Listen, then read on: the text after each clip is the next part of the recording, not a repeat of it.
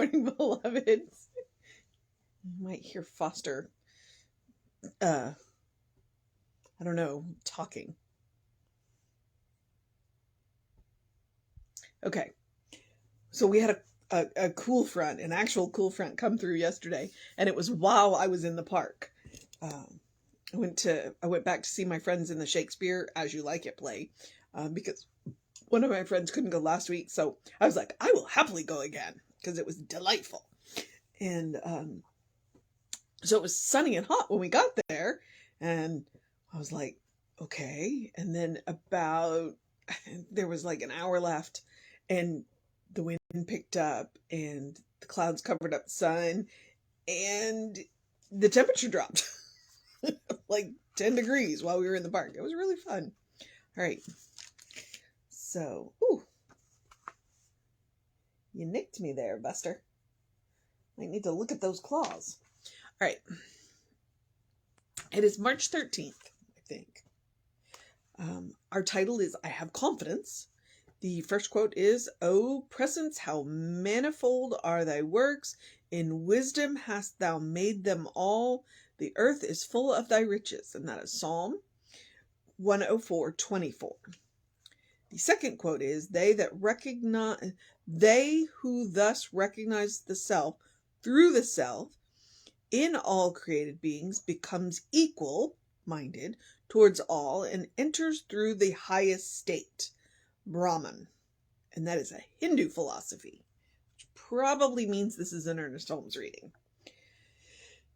As my thought turns to the quietude of my innermost self, I am conscious of the perfect peace and love and strength of the universal being, the one spirit. It is like a tranquil pool, translucent and calm and beautiful. As I contemplate it, I am refreshed. I realize that this self is all-pervading, in all and through all. It is my true life, my true being. I am confident in the unity of life.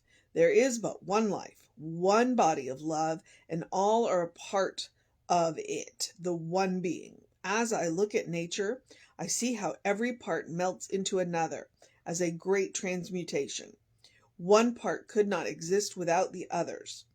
In human nature, the fusion of love and thought makes us one. In the true meeting of hearts and minds, there is scarcely even the need for words. I know that in the one mind, there can be no misunderstandings. In the one love, all are included. It matters not that in the shadow world of form, there is a sense of futility. I know that life is real, is worthwhile. I have absolute faith in the reality of love, and so I permit love to express through me, to radiate from me, knowing that it transcends all other manifestations. I am filled with the confidence that the laws of life work just as accurately as the laws of mathematics. Ernest Holmes. Ernest always makes me work for it. So, all right.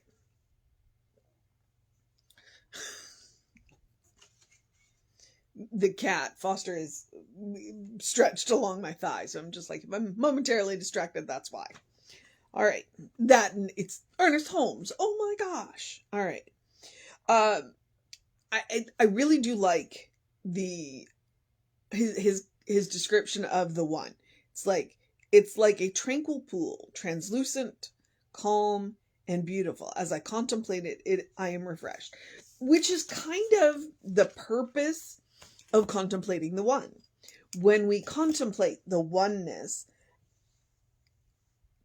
ideally it will help to calm us for whatever's going on, so that we can kind of get our breath back, get our bearing back, and then look around the world with fresh eyes. Because he says, in this world of shadow, in the shadow world of form, which I was just like, really, Ernest? The shadow world of form? The reality is love. So when we look around at the sense of futility, as he says, of the shadow world of form, then what we are filled with is the reminder that the real is love. And when we contemplate that, it gives us that moment. It kind of takes us out of time. when we contemplate the oneness. It takes us out of time, and it allows us that moment to get our breath back, to look around and go, okay, if it's all one, it's all love, I'm a divine channel for love, then if I'm willing to open myself up to that flow of love through me, then amazing things can happen. And that's kind of the secret. Really, it's being willing to be that divine channel of love into this world, being willing to look around with fresh eyes and recognize that everything around us is made of God, by God, that when we look in the eyes of another living being, that's God looking back at us. And it doesn't mean that we have to tolerate bad behavior. It doesn't mean we have to subject ourselves to people who have forgotten who they are. What it means is that when we meet people who have forgotten who they are, we look at them and we say, I know that you are a beloved child of God. And I will hold the space for you to know that you are a beloved child of God. And I'm going to do it from over here. All right? It means that when people have forgotten who they are, we don't respond to them in that manner. We don't forget who we are and respond to them in that way. That we respond lovingly, kindly, and compassionately. And in cases that are necessary, remove ourselves from the situation. So that no matter what is going on, it's like we know who we are. We know who we are. We know that no matter what is going on, in the end, it's going to be okay. Because in the end, it's all one. Now, it could be really messy, and he does use the word, a sense of futility, in that moment, but it's going to be okay. It's going to be okay. And that's, yeah. And that's why I say respond. When we react to things, we react in the way we've been taught, what's been ingrained in us. When we respond, we take that moment of consciousness to connect with the source of our own being and respond from that. We respond from who we are, not who we've been taught we are. And there's a difference there. There is a big difference. It's one of the reasons why we do this kind of work. It's like, all right, the world has taught me that I am this. But yet, when I go and connect with the source of my own being, that teaches me that I am this. I discover who I am, not who the world has told me I am. You've seen me get up on my soapbox before about, just all of the nonsense that religion and culture and gender and all of that, they want to define us. They want to put us in these little boxes, and we're bigger than that. We're bigger than that. So I defy anybody to define me in little boxes, because I'm bigger than that. And so are they. And when we all recognize that we're bigger than the boxes that they've been trying to shove us into, the world will work better. The world will work better. So I like that the title is I Have Confidence. I have confidence in who I am. I have confidence that the laws of life work. I have confidence that love is all there is in the ultimate reality. It may be messy here, but in the ultimate reality, which is the truth back of what is, again, he calls it the shadow world of form. I have faith that love is all there is and that it's going to be okay. And that I have everything I need within me to get through it, because I can connect to the source of my own being and bring into my experience that which I need to deal with this shadow world of form. It's Ernest Holmes. So, all right. I don't know. What I'm going to commend to you out of this reading is the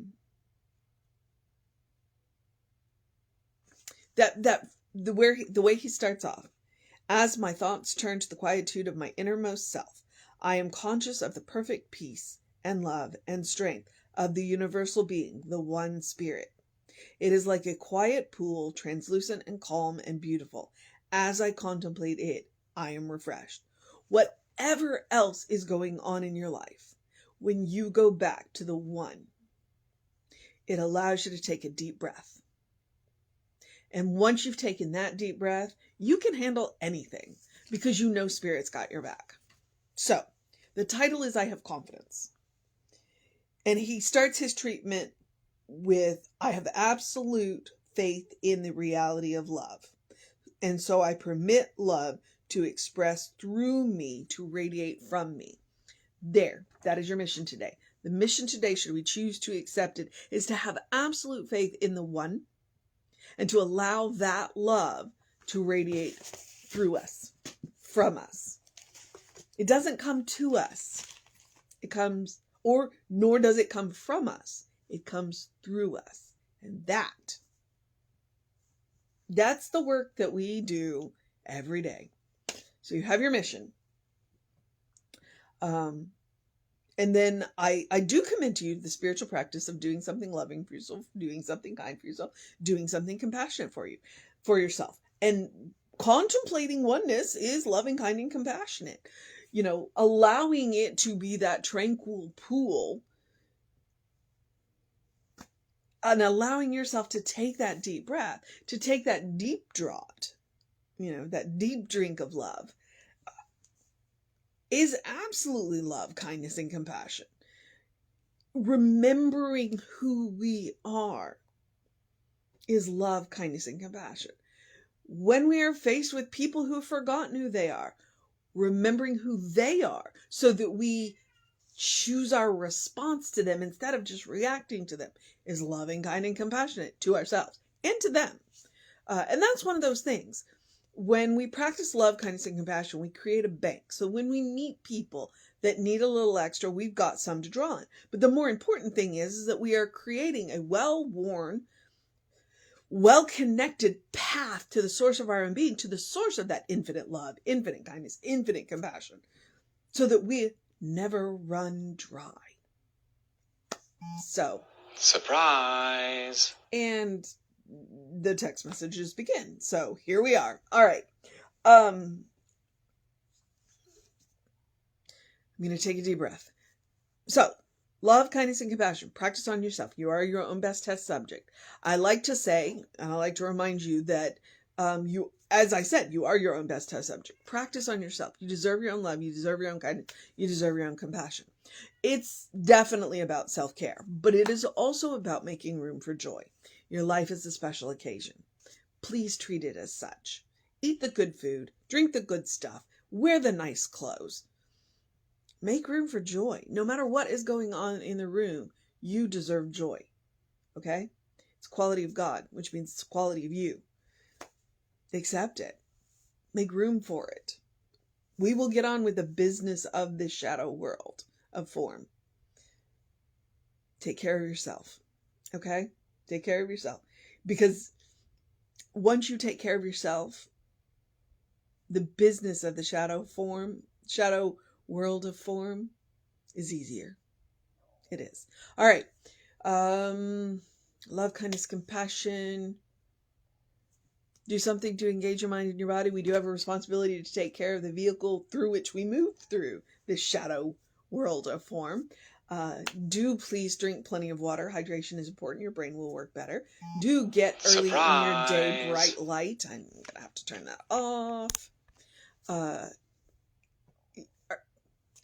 Circadian rhythm. Okay, it's science. Your hormones are influenced by when and where in your day you get bright light. If you get it early in the day, it helps to reset those circadian rhythms. You'll sleep better at night. You'll have more energy during the day. Please, it's science. Look it up. I'm a big believer in self-care. All right. And then I'm going to quote Ernest Holmes at you because it was an Ernest Holmes reading today, right? Open the windows of your soul. Allow the breath of heaven to remind you, you do live in heaven right here, right now. It's all around us all the time. Okay? It's all God. We are divine channels for love into this world of form. When we learn who we are, heaven ceases to be a place because we recognize that it is a state of mind. It's a state of consciousness. Once we learn to create it for ourselves, nobody can take it away from us. That is a state of grace. That is a state of grace. If we want to make a world that works for everybody, the work starts here. Recognizing that heaven is a state of mind, a state of consciousness. It's a superpower. And we all come pre-installed with it. It's about recognizing it and becoming that divine channel of love. All right. And you can always take Emma's advice. Look for the good and praise it. All right. Okay. I'm discombobulated. Whew. Okay. I'm going to take a deep breath, reorient myself, remind you that we are Creative Life Spiritual Center, Creative Life Spark. I'm the running Rev Ryan on the social medias that I am on. I do encourage you to check them out. If you want to know what's going on with the center, email info@creativelife.org. That'll get you on the constant contact, and the constant contacts are hot. Those hot links are hot. It says click here now, it'll take you right to, like on the soul sessions. If you where it says click here now, it'll take you right to the soul session playlist on our YouTube channel. And then you can like and subscribe, and then that way anytime we upload something new, you'll get a notification about it. All right. Yep. And there's a new feature on the website, which is creativelife.org. The Sunday Talks will take you right to that YouTube playlist. There's a lot of good content on that. So if you needed a moment of uplift, please go check it out. Check it out. All right. I am at the part where I get to encourage you to have a great day, a wondrous day, a fantastic day, a magical day, an enchanted day, a wonder-filled day, an amazing day, a good day. If that is too much pressure, simply have a day, because you are enough, just as you are. You're a beloved child of God. You are a divine spark, a brilliant light. You are spirit in action. You are God in motion. You are a godling in whom God is well pleased and well represented. Always. All right? I talk about states of grace. That's one of them. You are a beloved child of God. You're made by God, of God, for God. And I'm really grateful that I turned my phone off. Oh, all right. So now I'm going to have to go find out what that's about and deal with that. But before I do, I'm going to remind you, Reverend David should be on around 5. I'll be back with you around 9 a.m. Take care of yourself. Know that you are loved, and I will see you next time.